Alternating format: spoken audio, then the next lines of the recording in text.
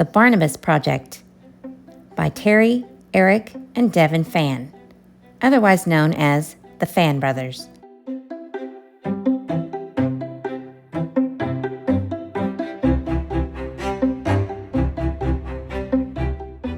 Barnabus lived in a secret lab.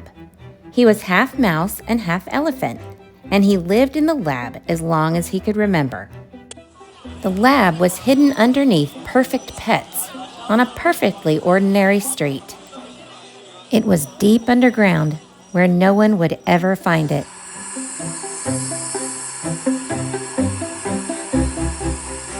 The lab was where they made perfect pets. Except Barnabus wasn't quite perfect. He had been put in a part of the lab called failed projects. His home was rather small, but that just meant it was easier to keep tidy. The green rubber suits always fed Barnabus his favorite food, which was cheese and peanuts. And yet, he sometimes wondered about the world outside of his little bell jar. It was Pip the cockroach who told them stories about the world above. Stories about a sparkling silver lake, green trees, and mountains that reached all the way up to the sky, lit by their own stars. "Maybe someday I'll sit on the grass and look at the stars," said Barnabus. And when he closed his eyes, he almost could. "Impossible," said Pip. "Nothing is impossible," said Barnabus. But secretly he worried his friend might be right. At that moment, the green rubber suits came in. They turned on the lights and checked each bell jar one by one. They made strange noises to each other. They peered and they poked. They peeked and they prodded. They put red stamps on all the jars. Then they left.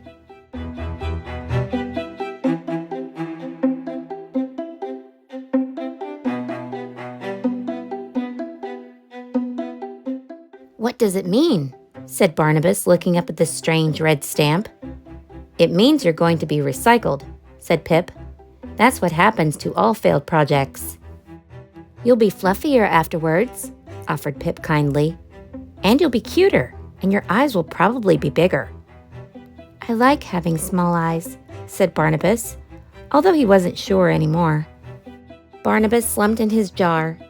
He wasn't fluffy enough, and his eyes were beady. But he liked himself just the way he was. And what if, after he was recycled, peanuts and cheese were no longer his favorite foods? What if his friends didn't recognize him after? What if he no longer cared about green trees and mountains lit with their own stars? "We need to escape," said Barnabus suddenly. The other failed projects gasped, but then they cheered. "Impossible," said Pip. "Nothing is impossible," said Barnabus. He took a step back, and he kicked as hard as he could. Ow! He charged the glass. But the bell jar was much stronger than he was. Finally, Barnabus made a sad sound with his trunk. A tiny crack appeared.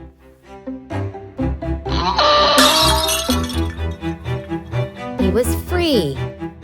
Then he freed the others, the Dust Bunnies, Light Up Lois, Bumble Bear, the Amotax, Mushroom Sloth, Wally the Ripple, Stick 1 and Stick 2, Quirt, Moshi, Pompidou, Fertile, Blinky, the Bottle Mogs, Lowell, Percival, Spike, Pinto, Chloe, Peep, Leaf.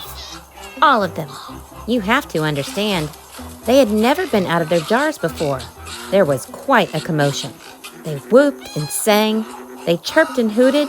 They stretched their legs and jumped for joy. When they calmed down a bit, they peeked over the edge. The floor was far below. "Now what?" said Quirt. "We have to work together," said Barnabus. One by one, they helped each other down until they reached the floor.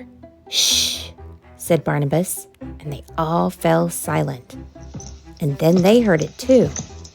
Footsteps in the corridor outside. "Quick," said Barnabus. "We can go through here." He didn't like dark places, but the footsteps were getting closer. Everyone crawled into the vent with Light-Up Lois leading the way. It was a tight squeeze for some of them. The vent led to the most secret part of the secret lab. They all looked up. "We need to run!" cried Pip. But Barnabus couldn't run. The great sad eye seemed to be looking directly at him. "We can't leave him behind," said Barnabus. "It's scary," said Pip. "It's monstrous," said Quirt. "It's appalling," said the Amortax. "It's a failed project," said Barnabus. "Just like us." They worked together to turn the great valve that opened the tank. But it was too late. The green rubber suits had found them. Just when all seemed lost, the tank door swung open and water flooded into the lab. Up the water carried them, up to the world above. When they finally opened their eyes, they were in a puddle, surrounded by shelves of perfect pets. Everyone ran toward the exit. Barnabus stopped. It was almost like looking in a mirror, except Barnaby's eyes were bigger, and his fur was like cotton candy. He was perfect. "Barnabus!" Pip called from the front of the store. "Look, it's the outside world!" Barnabus ran to join his friends. He might not be perfect,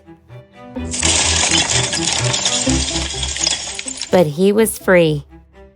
The world was a much bigger place than Barnabus and his friends could ever have imagined. And just like Pip said, there were mountains that reached up to the sky, lit with their own stars. "You were right," said Pip. "Nothing is impossible."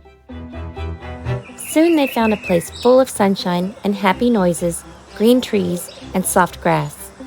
A place that might be home. It wasn't always easy, but they always stuck together.